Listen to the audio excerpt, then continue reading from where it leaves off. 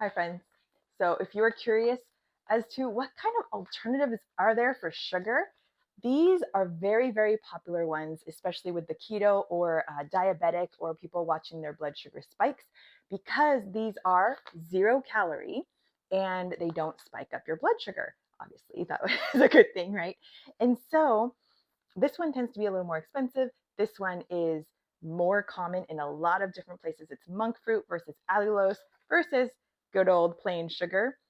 So I'm going to show you what they all look like and what they taste like in a cookie because I have baked cookies using the same recipe, cooking it the same way, and all of that. So first, let's go ahead and take a look at how they're different and what they look like. So here is what all the sugars look like. You know what sugar looks like. It's just regular, plain old sugar right here. If I show you, right, it just looks like plain old white sugar. And brown sugar obviously looks brown.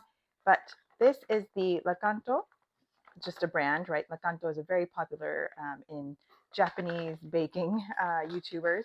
But this is the Lakanto. It just looks like brown sugar, right? But this is monk fruit.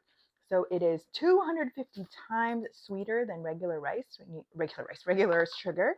But this one is mixed with how do you say that? Erythritol, which is another kind of sugar. So that's the only thing I don't like, that it's mixed with another sugar alternative. But they have to do that because it's so sweet that this kind of counteracts.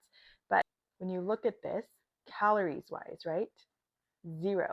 That's why a lot of people like these two, because it's a sugar alternative, especially like keto people.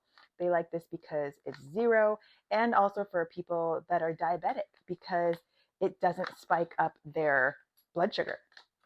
And so if you look at allulose, which is quite a bit more expensive than either of these options, look at that. It looks a little more powdery, right?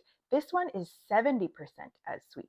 So if you are using it in the place of any sort of recipe for sugar, you need to put a little more of that, which means it's going to be quite a bit more expensive. Because this one is the most expensive, then you have the monk fruit, then you have your plain sugar, which is usually pretty darn cheap. But this is a 12-ounce bag, 16-ounce bag, and plain old sugar, which I just put in this because I buy like the Costco pack, and it ends up being pretty cheap. But if you are diabetic, these might be really, really helpful. Also, a lot of boba shops like Zero and or other places that have lower calorie ones often use the monk fruit. That has been the most popular when I ask around of what they use. So if you're curious, that's what they use. So I will say I have also tried the Lakanto maple syrup, which is with the monk fruit, and I did not like this because it has a weird taste. And some people do say the monk fruit has a fruity or like slightly different aftertaste, whereas this one really does feel and taste like sugar. So you just got to add a little more when you're substituting one for one. This one is a one for one substitute. And this one is golden. It comes in different kinds. There's a white version too. So you can take your pick. The monk fruit has been very popular in a lot of different circles, especially for this kind of alternative. So here are the regular chocolate chips in perfect, beautiful balls rolled by my child. And these didn't roll into balls as easily, and so we just scooped it by spoons. These are the monk fruit Lakanto ones, and these two are the allulose ones, and we're just doing these as taste tests, alternatives to these, and refrigerating the rest so that we can see what tastes the best. Let's put them in. So here are the 3 cookies. Clearly, I was not looking because this one got quite burny, but one of the ones I made was quite doughy on the inside still. So that's why I put in a little extra, and that's what happened. But this one is the normal, this one is the monk fruit, and this one is the allulose. So this one spreads a lot more and it burns a lot easier.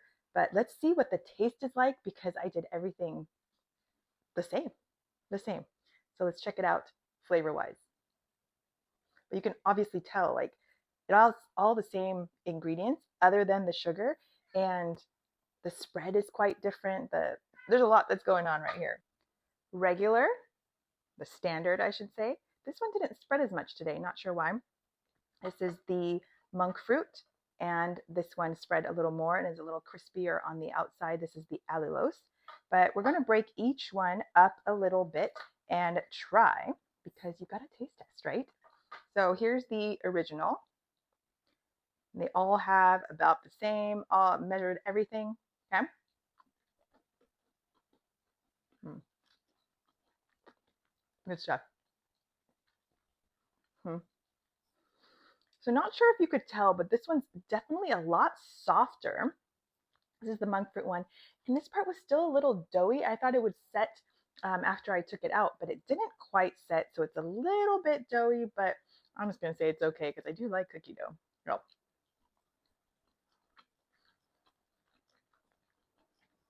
actually super soft, almost like a muffin. The flavor is good, but it does have has a little bit of an aftertaste. Not quite sugar-esque. Okay, here we go. Mm.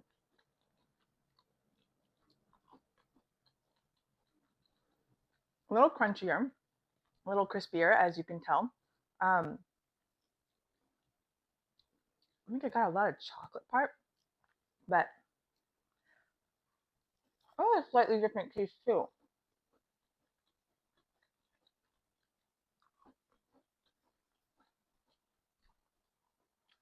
I don't know if either of these are really my favorite. I just wanted to try these because people talk about them a lot, and Allulose is kind of like the new thing on the market, right? Maybe not so new, maybe new to me, but it's the original. Oh no, that's not the original. That's the monk fruit. Yeah, it definitely has. I don't really like sugar alternatives because it has that aftertaste. And I thought these might be different, but they definitely have a slightly different something. Like it's kind of making my tongue tingle. But let me go back to this.